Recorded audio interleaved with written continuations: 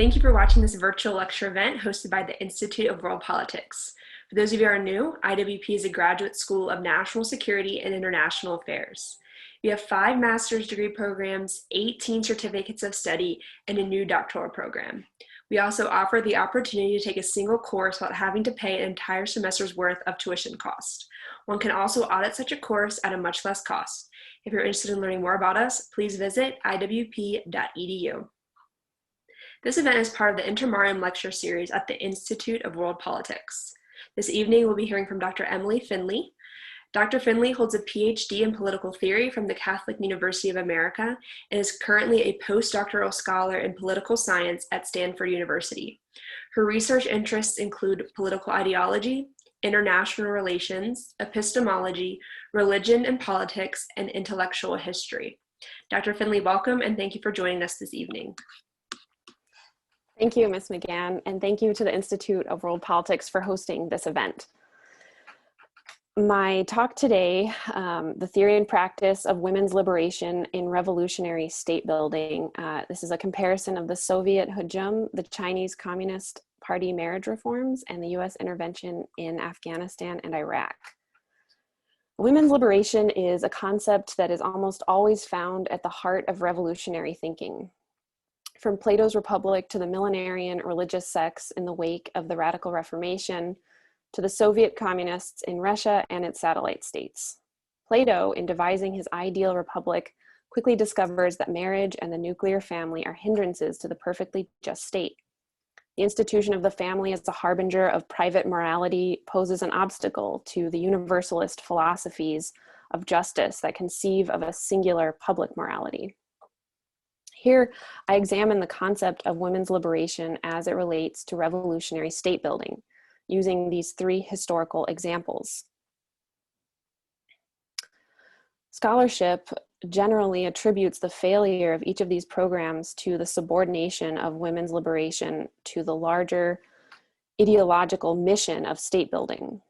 However, examining these episodes in comparison reveals that women's liberation is in fact essential to the political program. Examining the relationship between the theory of marriage and the family that underpins these revolutionary efforts and its concrete practice helps to illuminate the connection between women's liberation and revolutionary state building. One of the assumptions of existing scholarship is that if women's liberation had been pursued for its own sake, rather than as a part of a larger mission, it would have fared better and possibly succeeded.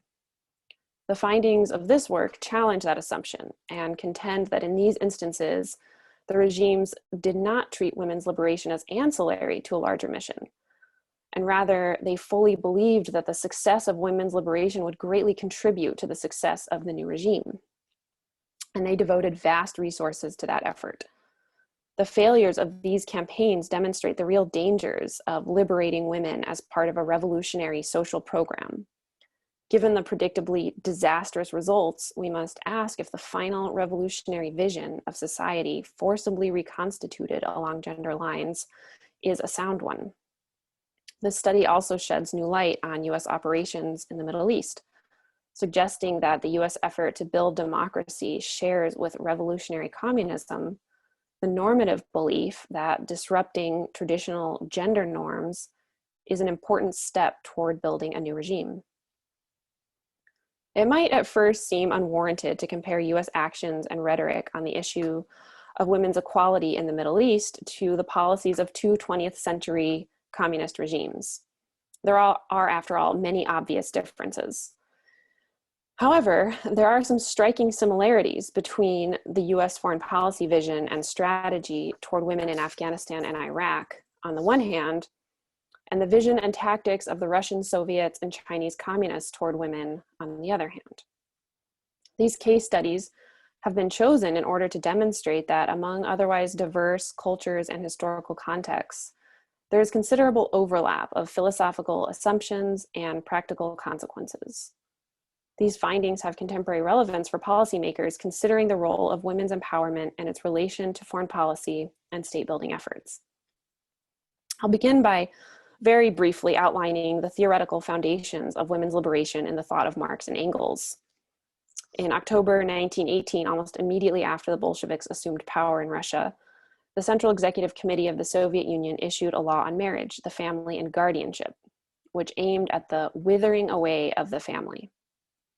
The Bolshevik and outspoken women's rights advocate Alexander Kollontai stated that women's maternal and familial duties would go the way of private property and become public responsibilities.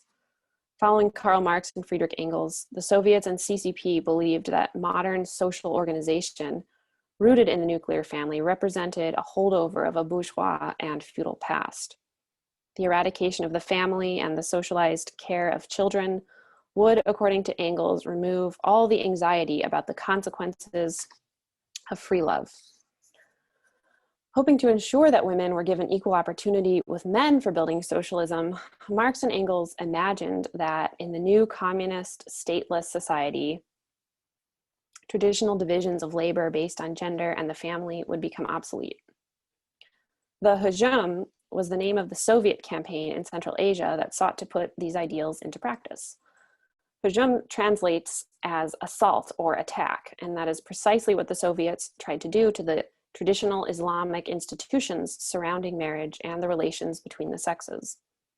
It consisted of legal, social, educational, and economic measures to encourage women to work and socialize outside of the home and to participate in Communist Party activities, while abandoning traditional Islamic practices.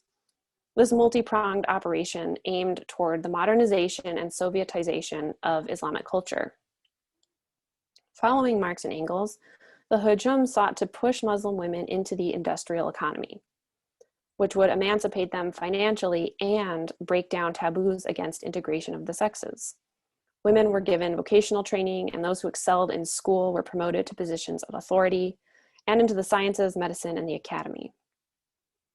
For the Soviets, getting women to work outside of the home and in the national economy was essential for accelerating the historical dialectic toward communism. The Chinese Communist Party followed a similar path as it employed Soviet tactics to break down traditional Chinese marital and gender norms. The Chinese Soviet Constitution of 1931 promised the thorough emancipation of women, and women's departments formed throughout China as they had in Central Asia, in order to promulgate the marriage law and to encourage women to make use of it. In 1950, the Chinese Communist Party issued the marriage law, although it probably should have been called the divorce law. This extended and broadened the earlier decree. For the first time in China, women could legally divorce their husbands and they would retain their property rights. The law even went so far as to stipulate that the ex-husband must provide for his ex-wife until she found another husband.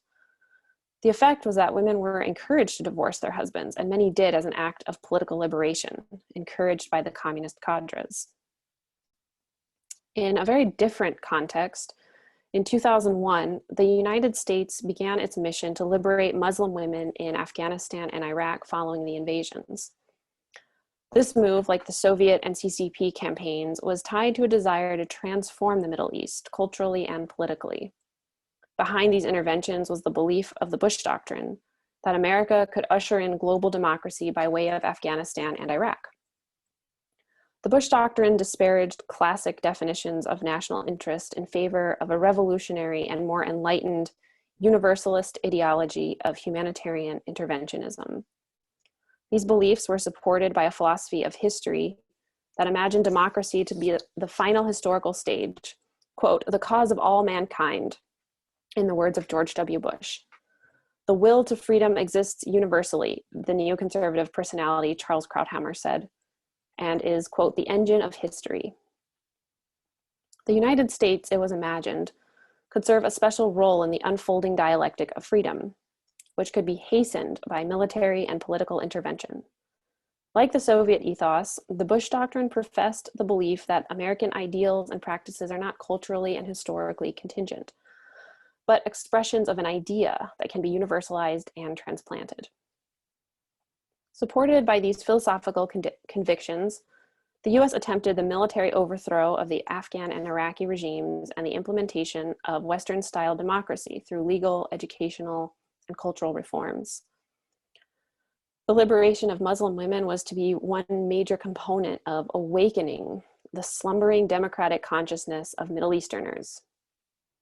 In a radio address in November 2001, First Lady Laura Bush declared, "The fight against terrorism is also a fight for the rights and dignity of women." The United States spent millions of dollars on women's programs in Afghanistan and Iraq. And while the US did not attempt to initiate unveiling campaigns or to legislate directly on family life, it encouraged women to leave the home through various entrepreneurial, educational, and political measures backed by enormous funding, something the Soviets and CCP lacked. Women working outside of the home and participating in the public economy or the free market was assumed to contribute to the formation of a new political ethos characterized by freedom and equality. Not unlike Marx and Engels, the Bush Doctrine implicitly assumed that material conditions could greatly impact, even determine, the social and political character of the nation. In addition to the economic and material aspect of the respective women's liberation campaigns, there was a strong need to educate women in the principles of the new regime, which would, it was believed, aid in women's direct political participation and activism. The Soviets and CCP tried to normalize new gender relations through indirect educational efforts such as family evenings, events in which men and unveiled women were to socialize together and listen to lectures. The Bush administration, on the other hand, was less aggressive in its approach, but similarly hoped to break down existing gender norms in an attempt to fundamentally change the character of the regime. In 2004, Colin Powell announced the creation of the Iraqi Women's Democracy Initiative, a $10 million project which, according to Undersecretary of State for Global Affairs Paula Dobryansky, was to help women become full and vibrant partners in Iraq's developing democracy. One of the recipients of a grant from the initiative expressly aimed to give women, quote, "a better understanding of the universal principles of democracy." The desire to educate women in the universal principles of democracy resembles at least the ideological component of the Soviet and CCP literacy campaigns, which provided an education to women, albeit in the principles of Soviet communism. These campaigns were, according to official records, a smashing success, but they did not come without cost. In 1926, a year before the hujum was launched in Uzbekistan, the Arabic script began to disappear from official usage and slowly be replaced by the modern international Latin alphabet. Thus, women and men who became literate under the new system could read only Soviet literature and were effectively cut off from their patrimony. The Chinese communists similarly fully expected the spread of literacy to assist in its mobilization and control of the peasants, through training in bureaucratic and economic rationalization, for example. The Bush administration tailored its educational efforts toward the universal principles of the regime. Civics courses were eliminated altogether in 2003 for their pro-Saddam bias of the textbooks. One program translated into Arabic American classics such as Tom Sawyer, The House of the Seven Gables, and Of Mice and Men, to the befuddlement of locals. In Afghanistan, the US purchased some 10 million textbooks for children and 4,000 teacher training kits. The ideological motives behind US funding had a tremendous effect on women's organizations in general and the types of education programs that would be sponsored by grant funding in particular. The $10 million allocated to the Iraqi Women's Democracy Initiative stipulated that the recipients of the grants must include the training of trainers, leadership training, political training, teaching entrepreneurship, and other activities. In addition, the de-Ba'athification of Iraqi society removed teachers who had been members of the Ba'ath Party, while US grant programs helped to get women who had been trained in the universal principles of democracy into those teaching positions. Many Iraqi women activists in the diaspora at the time were critical of the way the priorities of Iraqi women's organizations had been shaped by US funding, rather than the needs of ordinary Iraqi women.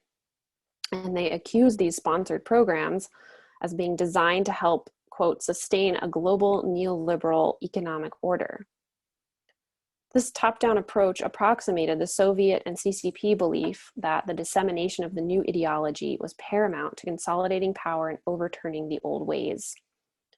The US also suffered from many of the same setbacks, especially reliance on a largely inexperienced managerial cadre. While the US did achieve some short-term goals for women, such as their political representation and limited economic achievement, it's unclear the extent of the benefits to local women. Documents from the State Department archives are peppered with language about enabling participation, building alliances, and developing human rights advocacy skills. But these do not reveal the concrete outcomes of these extensive programs. Their now defunct status would suggest their futility. We must wonder if accounts such as former US Foreign Service officer Peter Van Buren's are representative. Van Buren recalls that because, quote, freeing women from their oppression got tied into the overall idea of liberating Iraq and ranked high on our collective agenda, well-funded but unproductive events were held to promote women's rights. One expensive event simply devolved into a belly dancing affair, he recounts, for the 180 women present after all of the men had departed after lunch. Overall, the condition for women was made much worse after the invasions of Afghanistan and Iraq. Afghan women remained cut out of the political decision-making process and suffered from lack of basic health care, food, shelter, and security. In Iraq, the situation was much the same. The bombing campaigns in Afghanistan and Iraq destroyed infrastructure and emptied the major cities of women. In Iraq, in the aftermath of the US invasion in 2003, armed groups roamed the streets of Baghdad.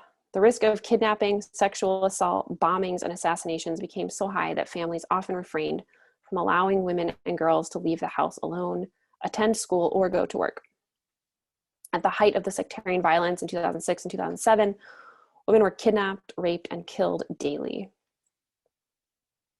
The imposition of Soviet and communist rule on Uzbekistan and China, respectively, triggered its own upheaval, generally in the form of conservative backlash. In China, the spiking divorce rates generated tremendous social instability. Unhappy male family members retaliated against women exercising their newfound rights. Many communist cadres were instigators of the violence against women, using their power and weaponry given them by the CCP to wield lethal force against divorce petitioners. The crimes are almost too gruesome to mention. Examples abound of the horrific torture and murder of women trying to obtain divorce, refusing a betrothal, courting a lover in public, or becoming politically active in the name of women's rights. In 1953, the Ministry of Justice estimated that nationally, 70 to 80,000 women had been murdered or forced into suicide each year since 1950 as a result of family problems and mistreatment. The Central Committee of the CCP attributed these crimes to, quote, the influence of feudal thoughts, but could do little to stop them. The situation for women in Soviet Central Asia followed a similar trajectory. Thousands of women were murdered during the hujum, with estimates from 2,000 to tens of thousands. Husbands or family members often perpetrated crimes of rape, murder, even mutilation against women who had, quote, debauched themselves or dishonored the family by unveiling or otherwise participating in their liberation. The violence against women reached such a level that in 1929, 2 years after the start of the hujum, party officials decided to scale back the assault for liberation. Yet the Soviet regime argued that such violence revealed the need for Soviet liberation from the backward society, rather than liberation from its policies. However, as one scholar points out, the violence that took place during this time was not simply an impassioned response to the Soviet intrusion into family and social life, but a result of the general breakdown of society and the old norms under warlike conditions brought on by the Soviets. The breakdown of the Islamic social, political, and moral order meant not the proliferation of a new Soviet society and morality, but the breakdown of order altogether. US efforts to liberate women differed markedly in many respects from those of the Soviets in Uzbekistan and the CCP in China. The US relied to a much greater degree on material resources, while the Soviets and CCP relied more heavily on legislation, propaganda, struggle sessions, and forced social engineering. However, all three believed that liberating women from traditional Islamic gender structures was a crucial component of regime change. They believed that Muslim women working outside of the household was an essential precondition for the unfolding of a new order of social and even ontological existence. For the Soviets and the CCP, common ownership of the means of production was expected to dissolve class distinctions and animosity and result in an entirely new society, composed of new Soviet men and women. For the Bush administration and other neoconservatives, the US was to act as a vanguard in the creation of a new democratic people in the Middle East. Forms of social and political existence other than democracy were expected to become outmoded, discarded in the trash heap of history. Quote, "The force of human freedom is the only one force of history that can break the reign of hatred and resentment and expose the pretensions of tyrants and reward the hopes of the decent and tolerant," George W. Bush said in his second inaugural address.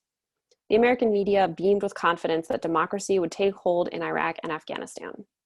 The Afghan constitution, quote, "heralds democratic era and charter sets presidential system with minority and women's rights," stated one New York Times headline representative of this attitude. An excerpt from an article in Businessweek magazine from December 3rd, 2001 is worth recalling. Quote, "The scenes of joy in the streets of Kabul evoke nothing less than the images of Paris liberated from the Nazis. Women taking to the streets to bask in the Afghan sun, free at last to show their faces. Children gathering to fly kites, a once forbidden pastime. Old people dancing to music banned for many years. The liberation of Afghanistan from the tyranny of the Taliban is a watershed event that could reverberate for years. The warm embrace by ordinary people of the freedom to do ordinary things is a major victory for Western humanist values." End quote. Pursuing policies of instability through the destruction of inherited traditions and local ways of life was a tactic that the Soviets, the CCP, and the George W. Bush administration alike believed would accelerate history toward a particular foreordained political outcome. The prophecy of George W. Bush of a coming global democratic revolution, when seen in this context, is not altogether different from Lenin's or Mao's belief in the imminence and inevitability of global communism. The spectacular failure of these three women's liberation campaigns suggests the problematic nature of the underlying theories that motivated them. The expectation that radical top-down dismantling of an inherited social order, aided by radical social engineering programs or grant programs, will result in the growth of another, better social system lacks empirical support. On the contrary, the sudden and violent destruction of inherited ways of life for particular people seems to have the opposite effect, resulting in repressive measures, authoritarian government, or martial law, or full-scale civil war among rivaling factions. In the cases studied here, the loss of the traditional way of life and the disruption of the relations between the sexes, however destructive those might have been beforehand, generated additional difficulties for women and children. The evidence from these three case studies suggests that social and political instability generates the worst possible situation for women, regardless of previous institutional injustices against them. One problematic aspect of Soviet doctrine and the Bush doctrine vis-a-vis revolutionary women's liberation appears to be an over-reliance on abstract thinking. Marxist-Leninist and even Lockean and Rousseauian theories of marriage imply universality through their use of abstract theorizing. These philosophies' secular and rationalistic understandings of marriage as a contract or bond secured in romantic feelings between free and equal persons is not a belief shared among all cultures. Any program to emancipate women must take seriously concrete historical and cultural conceptions of marriage and the relations between the sexes. Outside actors attempting to alter the institution of marriage through a political and philosophical reframing tends, this research suggests, to threaten social stability, a factor that directly affects the outcome for women. Ultimately, intimate personal unions and relations are complex and culturally contingent and not easily manipulated, despite professed nobility of intentions. The policies that the Soviets and the Chinese communists on the one hand and the George W. Bush administration on the other pursued were largely consistent with the philosophies of marriage of Marx and Engels and Locke and Rousseau, respectively. We can assume that these regimes put forth their best efforts toward liberating women, given that their respective understandings of marriage are intimately connected with their overall conception of freedom, equality, and a new egalitarianism. Islamic gender relations and family structure are ultimately incompatible with Marxism-Leninism's belief in radical egalitarianism and collectivism, just as they appear to be incompatible with the Lockean belief in a free and equal and dissolvable contract between romantically interested partners.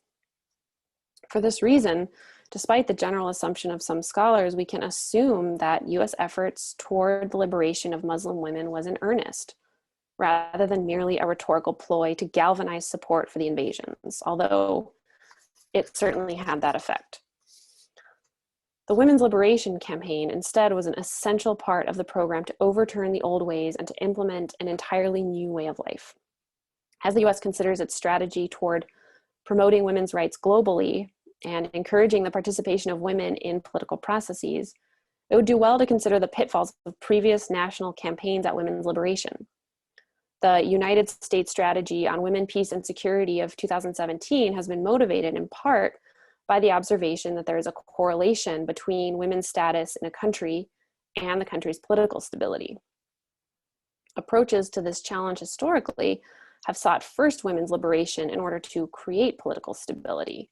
But the research of this paper indicates that perhaps stability ought to be sought first, which would then benefit women. Policies toward women's liberation ought to have at the forefront the desire to create and maintain social stability rather than its opposite.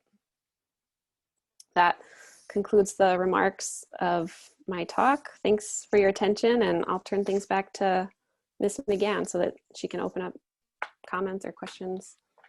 Yeah, if you guys have any questions, please feel free to comment in the Q&A portal at the bottom of the screen. Okay, we have a question here.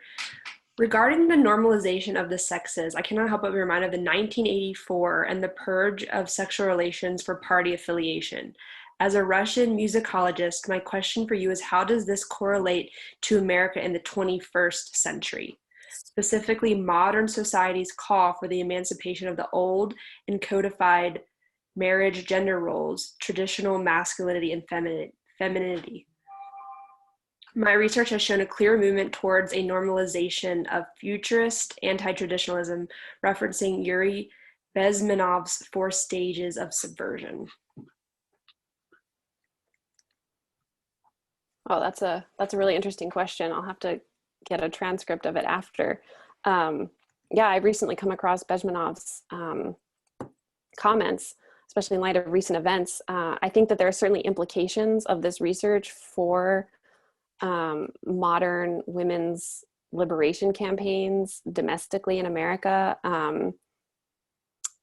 And that was something that I was kind of afraid to touch on in the paper because it goes a little bit outside of the parameters here, but those are certainly there because the Marxist-Leninist interpretation of marriage as ultimately trying to eradicate the family, trying to socialize childcare, that and also the Rousseauian and Lockean understanding of marriage and the relation between the sexes, that has something in common and anticipates those 2 philosophers in a way anticipate this Marxism and Leninism Marxist-Leninist understanding of marriage.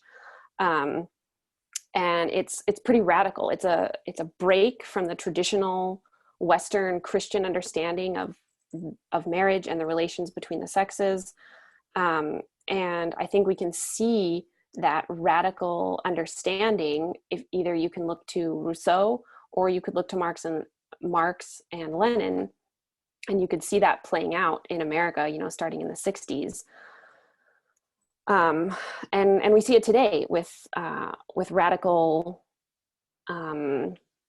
attempts to dismantle the traditional family structure, and those radical attempts being a major component of an entire political program that itself is revolutionary.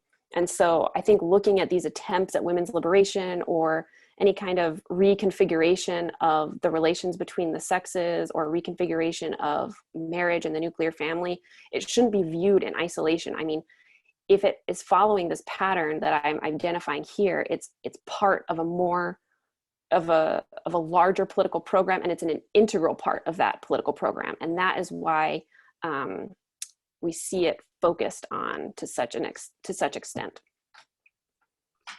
Thanks. Another question here: how can you incentivize humane treatment of women without backlash from centuries-old traditions?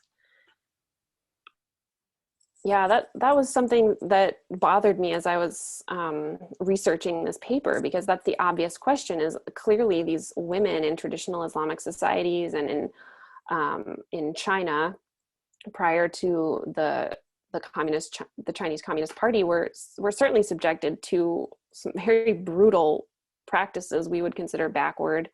And so the question is, how could life be made better for them? And I think that the research that I've done has shown me the way that life cannot be made better for them, which is through these radical whole of state approaches toward their quote unquote liberation. I think that an interesting foil might be to look at places where the lives of women has been made materially better, and how that has taken place. I suspect that it's probably through grassroots initiatives that start at the local level, where the concrete needs of women are taken into account, and the programs are designed by the women who are affected by them. And so these women obviously are sensitive to their own culture and to the cultural taboos, and probably find innovative ways to work within those cultural parameters and to find ways to slowly or incrementally bring about positive change for themselves. That's how I suspect things could be made better for them. And, I don't think that the implications of my research don't preclude outside funding or any kind of outside help or grant initiatives. But when the outside help is as a part of regime change, it's probably not going to benefit the local women very much. Another question: which of the three campaigns that you discussed has had the biggest impact on society? Oh gosh. There's, I think, vast research out there on post-Soviet Uzbekistan and how women are faring in China in the wake of these reforms. And I would say that the US probably had the smallest footprint in the region, because we did not embark upon the same sustained social engineering program that the Soviets and the Chinese communists did. But trying to trace the ways in which these programs have played out is very difficult. There were some positive effects for in all three of these case studies. Women were benefited in some limited ways.